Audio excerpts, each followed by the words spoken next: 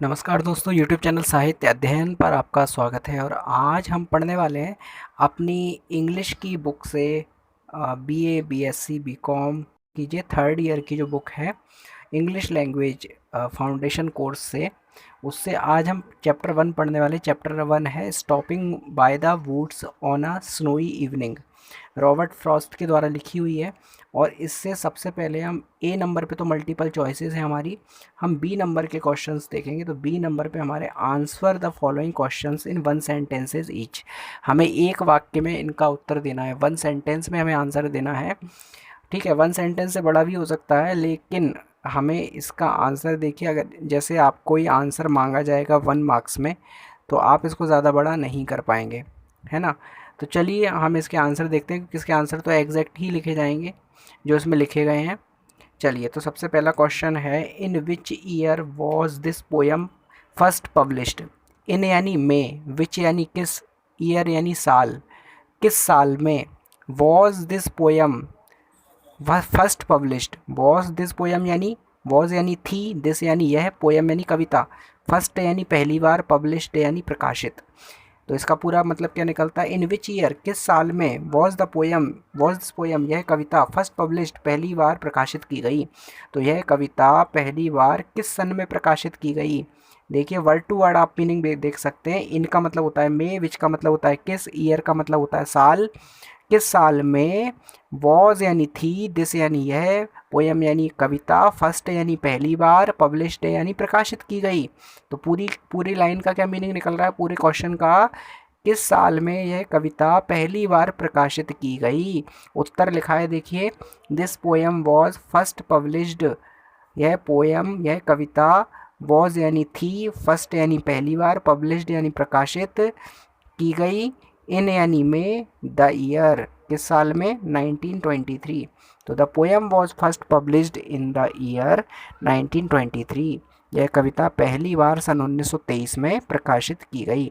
तो लिखने का यही तरीका है, दिस पोएम वॉज फर्स्ट, सबसे पहले सब्जेक्ट आता है, this poem was first published, क्रिया क्या है, पब्लिश होना, वर्ब पब्लिश होना है, फिर पब्लिश होना आ गया, और इन द ईयर 1923 में पब्लिश हुई। तो इन यानी मे का जब भी हम यूज़ सेंटेंस में, इन का यूज़ जो है हम लास्ट में ही करते हैं, यानी कि कविता कब प्रकाशित की गई, तो इन द ईयर 1923 ऐसे हम लिख सकते हैं। ठीक है, या तो शुरुआत में लिखें इन the year 1923 this poem was first published, ठीक है, या तो हम सबसे लास्ट में लिखें this poem was first published in the year 1923। दो तरीके से लिख सकते हो, या तो आप इन से लेके 1923 सबसे पहले डाल दो, इन द ईयर 1923 सन 1923 में this poem was first published, यह कविता सबसे पहले प्रकाशित की गई। दूसरा तरीका आपके सामने है ही, this poem was first published in the year 1923, ये कविता सन 1923 में पहली बार प्रकाशित की गई। तो या तो सबसे पहले लिख दें या सबसे बाद में लिख दें इन द ईयर 1923 इस चीज़ को। ठीक है, तो इसका पूरा मीनिंग एक बार और मैं बता देता हूँ, this poem was first published, यह कविता पहली बार प्रकाशित की गई इन द ईयर 1923 सन 1923 में। दूसरा प्रश्न है, what does the poet find in the woods. तो what does the poet, poet क्या कर रहा था, व्हाट यानी क्या, डज यानी कर रहा, द पोइट यानी कवि, तो कवि क्या कर रहा था, फाइंड यानी ढूंढ, इन द वुड्स लकड़ियों में, तो इसका मतलब हुआ कवि क्या ढूंढ रहा था लकड़ियों में। तो देखिए, the poet finds the snow, poet कवि, फाइंड्स यानी ढूंढ रहा था, द स्नो यानी कि स्नो, फॉलिंग यानी गिरने वाली, तो जो ओस गिरने वाली ओस होती है, ओस को गिरते हुए, इन द वुड्स लकड़ियों में कवि ढूंढ रहा था, इन द वुड्स, देखिए लास्ट में लिखा है इन द वुड्स। तो क्वेश्चन के अकॉर्डिंग हमें कुछ नहीं करना, what does the poet find in the woods, तो द पोइट पहले आ जाएगा, सब्जेक्ट पहले आ जाएगा, पोइट जो है सब्जेक्ट है, करता है तो करता हमेशा सेंटेंस में पहले आता है, क्वेश्चन में बाद में आया था व्हाट की। ठीक है, तो यहाँ पे पहले आ जाएगा द पोइट फाइंड्स, पोइट ढूंढ रहा था, द स्नो फॉलिंग यानी कि गिरती हुई ओस को, इन द वुड्स लकड़ियों में। ठीक है, ये हो गया। तीसरा प्रश्न देखते हैं, why does the poet stop his horse. Why does यानी क्यों कर दिया, वाई यानी क्यों, डज यानी कर दिया, द पोइट कवि ने, स्टॉप यानी रोक, हिज यानी उसके, हॉर्स यानी घोड़े को, तो कवि ने उसके घोड़े को क्यों रोक दिया। ठीक है, डस का मतलब ऐसे करना होता है, लेकिन यहाँ क्रिया के साथ जब हम यूज़ करते हैं तो करने के लिए उस पूरी क्रिया को यूज़ किया जाता है। ठीक है, डस का केवल करने के अर्थ में नहीं लेते। तो Y does the poet stop his horse, तो वाई डज यानी क्यों कर दिया, वाई का मतलब क्यों, डज माने कर दिया, द पोइट यानी कवि ने, स्टॉप यानी रोकना, हिज हॉर्स यानी उसका घोड़ा, तो कवि ने उसका घोड़ा क्यों रोक दिया। आंसर है the poet stop his horse, कवि ने स्टॉप यानी रोक दिया, हिज यानी उसका, हॉर्स यानी घोड़ा।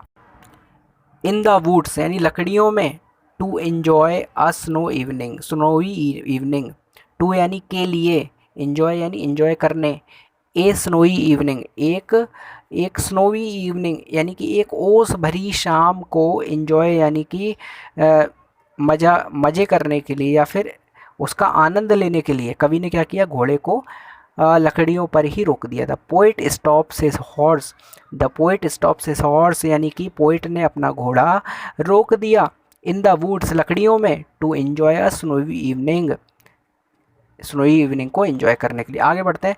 Y does the horse think, horse यानी घोड़ा, वाई डज यानी क्यों कर रहा, थिंक यानी सोच, it strange to stop in woods यानी कि घोड़ा लकड़ियों में रुकने के लिए सोच विचार क्यों कर रहा था। ठीक है, तो देखिए आंसर है द हॉर्स थिंक्स यानी कि घोड़ा थिंक्स यानी सोच रहा है।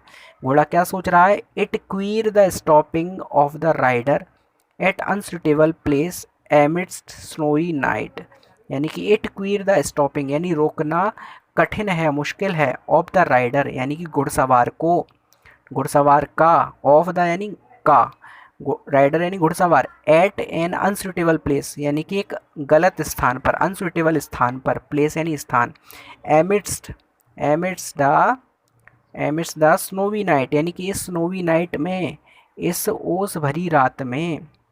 घोड़ा क्या सोचता है कि बर्फीली रात के बीच एक उपयुक्त स्थान पर यानी कि एक सुइटेबल स्थान पर सवार, अनुपयुक्त स्थान पर, अनसुइटेबल है ना, ये सवार को रोकना मुश्किल है यानी कि यहाँ पे कोई सुइटेबल जगह नहीं है, अनसुइटेबल है पूरा, और ओस गिर रही है, तो घोड़ा सोच रहा है कि ऐसी जगह पे कवि को रोकना जो है ये थोड़ा मुश्किल है, इसलिए लिखा है देखिए द हॉर्स थिंग्स, घोड़ा सोच रहा है, it queer the stopping, queer यानी मुश्किल है, द स्टॉपिंग ये रोकना, ऑफ द राइडर यानी घुड़सवार को, एट एन अनसुटेबल प्लेस यानी कि एक, एक अव्यवस्थित स्थान पर, अनसुटेबल सही गलत स्थान पर, एमिड स्नोई नाइट यानी कि इस बर्फीली रात में, इस बर्फीली रात में घुड़सवार को एक अनिश्चित स्थान पर रोकना बेकार है, कठिन है, मुश्किल है, सही नहीं है।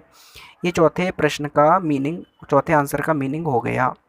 तो द हॉर्स थिंक्स यानी घोड़ा सोच रहा है, थिंक्स यानी सोच रहा है, सोचता है। ठीक है, सोच रहा नहीं सोचता है। ठीक है, यहाँ पे जब भी क्रिया में एस लग जाता है तो वो प्रेजेंट इंडेफिनिट देखिए सोचता है इस प्रकार से बन जाती है। ठीक है, आगे, which other sounds are heard in the woods at night, which other sound यानी किस अन्य आवाज़ को, आर हेयर्ड यानी सुन रहा है, इन वुड्स एट नाइट लकड़ियों में, एट नाइट यानी रात को।